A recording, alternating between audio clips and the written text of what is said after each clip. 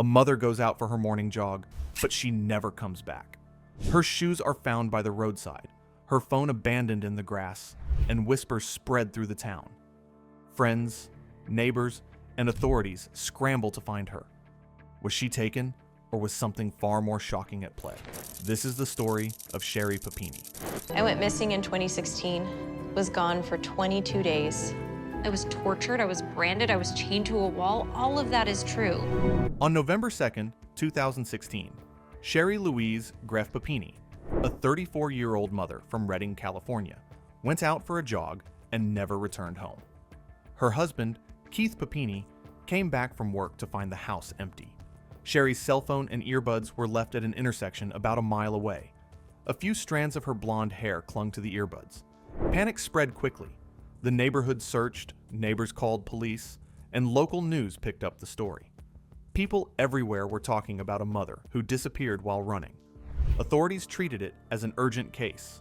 The Shasta County Sheriff's Office, aided by the FBI, launched a full investigation.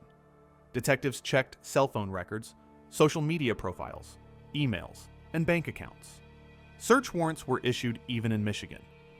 The public was warned to look for a dark-colored SUV carrying 2 Hispanic women armed with a gun. At the time, everyone believed Sherri had been abducted. 3 weeks later, on Thanksgiving morning, Sherri reappeared on the side of County Road 17 near Interstate 5 in Yolo County, nearly 150 miles from her home.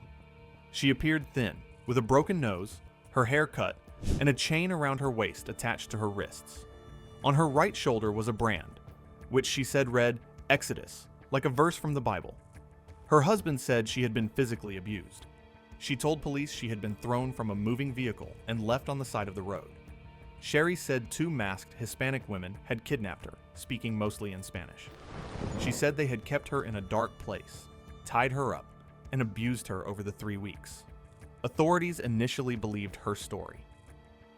Sherri Louise Greff was born on June 11, 1982, in Mount Shasta, California. She had an older sister named Sheila. Sherri's childhood was turbulent. Her parents frequently fought, and money was often tight. At 16, Sherri ran away from home and moved to Los Angeles, then later to the Bay Area. She dropped out of high school and struggled to settle down. Over the years, she returned home at times, but her teenage years were marked by conflict and self-harm incidents. Police reports from 2003 show that her parents had called 911, concerned she might be harming herself or manipulating situations for attention. In another incident, Sherri's father accused her of unauthorized withdrawals from the family bank account, which she returned after investigation. She also opened her own credit card accounts during this period. Sherri's early life was full of conflict, rebellion, and attempts to assert independence. Sherri married Keith Papini in October 2009. The couple had 2 children, a son and a daughter. Keith worked as a home theater specialist at Best Buy, while Sherri initially worked as an account executive at AT&T. Later, she became a stay-at-home mom. From the outside, they appeared like a normal family. Friends and family described their life as outwardly happy, but inside the home, there were tensions. Sherri reportedly had complaints about Keith's controlling behavior. She told friends that if she tried to leave him, he would harm her. She described Keith as having strict expectations, wanting a 1950s-style housewife while also expecting her to work. Though the couple had disagreements and occasional fights, Keith passed a polygraph test during the investigation, clearing him of suspicion in Sherri's disappearance. Keith Papini stood by Sherri after her disappearance, publicly supporting her and helping with therapy. During the search, he communicated with authorities and the media, hoping for her safe return. While initially trusted by everyone, his friends and neighbors had questions. Intimate texts discovered on Sherri's phone revealed a past affair with a Michigan man named Donovan Misk. Investigators considered that Sherri might have left Keith voluntarily to be with Donovan. Despite these doubts, Keith remained committed to finding his wife. During Sherri's reappearance, Keith described her as emaciated and traumatized. She had a broken nose, cut hair, and a chain around her waist. He reported the abuse to authorities and did everything he could to support her recovery. Keith's belief in Sherri's story shaped the initial investigation. Even as inconsistencies in her story began to emerge, he remained protective and supportive, trying to make sense of what had happened to his wife. Investigators collected physical evidence. Male and female DNA was found on Sherri's clothing, none of which matched her or her husband. FBI searches of the combined DNA index system returned no matches. Authorities also took photos of the brand on her shoulder and recorded her statements. Sherri's physical condition and the details she provided made the case seem credible. The entire nation followed her story, sharing images of missing signs, checking news updates, and hoping she had survived an unimaginable ordeal. Now here's the twist. The man who helped Sherri during her disappearance wasn't a stranger. It was her ex-boyfriend, James Reyes.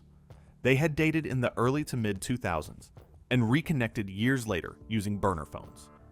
At the time of Sherri's disappearance, Reyes lived in Southern California. Investigators later learned that Sherri asked Reyes to drive to Redding to pick her up, and he believed she needed help escaping from her allegedly abusive husband. Over 22 days, Reyes followed her instructions, thinking he was assisting a friend in danger. Sherri had him strike her with a hockey stick, causing a fractured nose, contracted a rash from cleaning supplies, and emaciation from eating less. She also had Reyes brand her shoulder, purchased chains and other tools to simulate restraint, and at one point chained herself up and told Reyes to get rid of his phone before leaving her on the side of the freeway. Reyes never intended direct harm and was later not indicted, stating, "It's not an abduction. She asked me to get her." But that's not all. Sherri's teenage years shaped many of her later actions. She grew up in a volatile household where her parents frequently fought and struggled to support her and her older sister Sheila. At 16, she dropped out of high school, ran away, and lived in Los Angeles and the Bay Area. She had incidents of self-harm, vandalism, unauthorized bank withdrawals, and credit card misuse, often manipulating her parents and involving police. For instance, in October 2000, her father reported she had vandalized the family home, and in October 2003, he suspected her of an unauthorized bank withdrawal, which was later repaid. In December 2003, her mother called 911 saying Sherri was harming herself and blaming it on her, seeking advice on how to handle the situation. Not only this, Sherri developed a pattern of creating stories to explain injuries or misdeeds. She told friends that scars on her back were caused by an ex-boyfriend, while telling her sister they were inflicted by her father. In reality, she had caused them herself. Even as an adult, she continued this pattern of exaggeration and manipulation. Her need for attention and control shaped her relationships with friends, family, and authorities, influencing the complexity of her disappearance and the story she presented. When she was arrested in May 2022, her parents issued a statement defending her, expressing anger at how law enforcement handled the situation in front of her children. Sherri's disappearance was tied to her personal and family life. As a stay-at-home mom, she relied on her severance from AT&T to pay for daycare and expenses. With that support running out, she faced pressure at home and limited attention. Friends and family noted her history of exaggeration, manipulation, and desire for recognition. Sherri reportedly wanted control over her life and environment, seeking care and validation from those around her. Her relationship with Keith was a major factor. Their home life was tense, with frequent arguments over childcare, finances, and lifestyle. Sherri reportedly resented Keith's controlling behavior and his expectation that she fit a strict traditional role. Friends recalled, she said he wanted a 1950s housewife who cooked, cleaned, and ran the home while also working outside the house. She described their dynamic as abusive and warned that if she ever tried to leave, he might harm her. Investigators discovered intimate texts with a Michigan man, Donovan Misk, suggesting an affair and complaints about Keith's behavior. Authorities initially considered she might have left to be with Misk, but Keith passed a polygraph and was cleared of suspicion. Sherri's past patterns of exaggeration and deception added to the complexity. As a teenager, she ran away from home, dropped out of school, and had incidents of self-harm, vandalism, and financial misdeeds. She often created elaborate stories to explain injuries, claiming scars came from an ex-boyfriend or her father, when in fact she had inflicted them herself. These patterns carried into adulthood, influencing her interactions with friends, family, and authorities. Sherri's sister Sheila later explained that childhood trauma had left Sherri craving attention and positive love. Sheila said Sherri would exaggerate a lot and wasn't honest a lot, and that being a stay-at-home mom left her feeling unimportant. Sheriff Sergeant Kyle Wallace and Sherri's lawyer described her as having chameleonic personalities. Wallace noted that she wanted control over her relationship with Keith, and with her AT&T severance ending, she faced lifestyle changes she wasn't prepared for. Even in small actions, such as using rubbing alcohol-soaked rags on her children to control their health visits, Sherri showed patterns of manipulation and desire for influence. Sherri's past included prejudices that shaped her fabricated story. She claimed her abductors were Hispanic women who played mariachi music, which spread fear among local Latino communities. In high school, she had written about fighting Latina girls and expressed pride in her white roots. Later, she denied writing the posts and tried to remove them legally. These patterns of exaggeration and racial bias influenced the narrative she created for authorities. Keith initially believed Sherri's story, publicly supporting her and attending therapy sessions to help her recovery. Over time, he noticed inconsistencies. Sherri appeared unusually calm about her injuries, communicated secretly on burner phones, and created tension in the home after her return. Gradually, Keith began connecting dots, recognizing that she had pieced together a narrative using real kidnapping cases, self-help books on trauma, and fictional portrayals. Her story borrowed elements from Elizabeth Smart's Kidnapping and even local unsolved cases, such as the 1998 disappearance of Tara Smith. Keith described the period after her return as strange and weird, unsure whom or what to believe. He realized Sherri had created a story that manipulated those around her. Evidence later showed she had a burner phone and monitored the search for her for 22 days. Over time, Keith saw how her behavior fit a pattern of control, exaggeration, and fabrication, ultimately leading to suspicion about the truth behind her disappearance. Authorities meticulously gathered evidence during the investigation. DNA collected from Sherri's clothing did not initially match anyone in the national database. Investigators also reviewed her cell phone, emails, and communications. The male DNA eventually led authorities to James Reyes, connecting him to her disappearance timeline. Reyes confirmed that Sherri had asked for assistance and had fabricated the narrative of abduction. Investigators examined purchases made for chains, binding tools, and other items used to create the appearance of captivity. Statements from friends and family corroborated Sherri's history of exaggeration and self-inflicted injuries. Everything changed on March 3, 2022. The FBI arrested Sherri Papini. She was accused of lying to federal agents, faking her own kidnapping, and committing mail fraud. Authorities had gathered DNA, cell phone, and car rental evidence showing that Sherri had been staying voluntarily with her ex-boyfriend James Reyes in Southern California. The bruises, cuts, and brand on her body were either self-inflicted or done with Reyes' help at her request. She had created injuries to make her story believable. When law enforcement confronted her, Sherri initially continued to insist she had been kidnapped. We talked to him. He's been on a polygraph. It's not an abduction. She asked me to come get her. No. I rented a car. No. I drove up and picked her up. He passed the polygraph test, Sherri. If that's not what happened, what did happen, Sherri? I don't know. No, there's no way it's James. There's no way. There's no The way. DNA doesn't lie. In court, Sherri admitted she had lied. She said she was deeply ashamed and apologized for the pain she caused her family, friends, and everyone involved in the search. She explained that she orchestrated the hoax to escape her controlling husband, Keith Papini, and to spend time with James Reyes. She pleaded guilty to 1 count of making false statements and 1 count of mail fraud. 33 other counts of mail fraud were dropped as part of her plea deal. Sherri agreed to pay $309,902 in restitution, which included money from the Victim Compensation Fund, Social Security disability payments, and the costs of the police investigation. During sentencing in September 2022, Sherri read a statement saying, "I am guilty of lying. I am guilty of dishonor. I stand before you, willing to accept, to repent, and to concede." Her attorney cited her past mental health issues and her early life as factors that contributed to her actions. She was sentenced to 18 months in federal prison, followed by 36 months of supervised release. The judge accepted her plea deal, which was at the lower end of federal sentencing guidelines. Sherri served 10 months and 22 days in prison. She was released in October 2023 and moved to a halfway house. As of March 2024, she was only allowed 1 hour supervised visits with her children.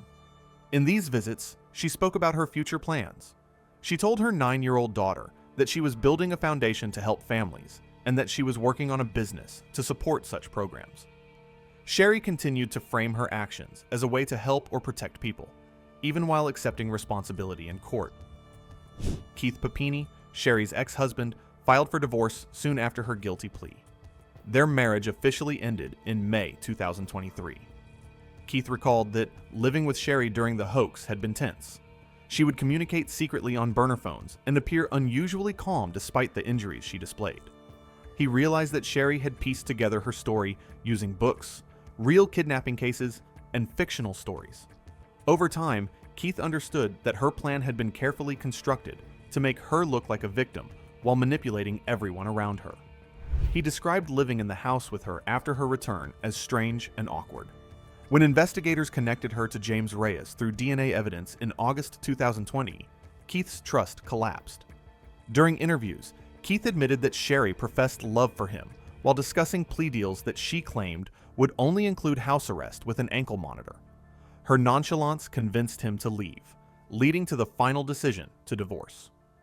Keith said he still felt haunted by the ordeal and wanted to provide a normal childhood for their children, but the experience remained a permanent memory. Sherri's arrest in March 2022 began the legal process. The FBI and Shasta County Sheriff's Office had meticulously gathered evidence over several years. They used genetic genealogy to link DNA found on Sherri's clothing to James Reyes. When questioned, Reyes initially denied contact with Sherri, but eventually admitted she had stayed with him voluntarily.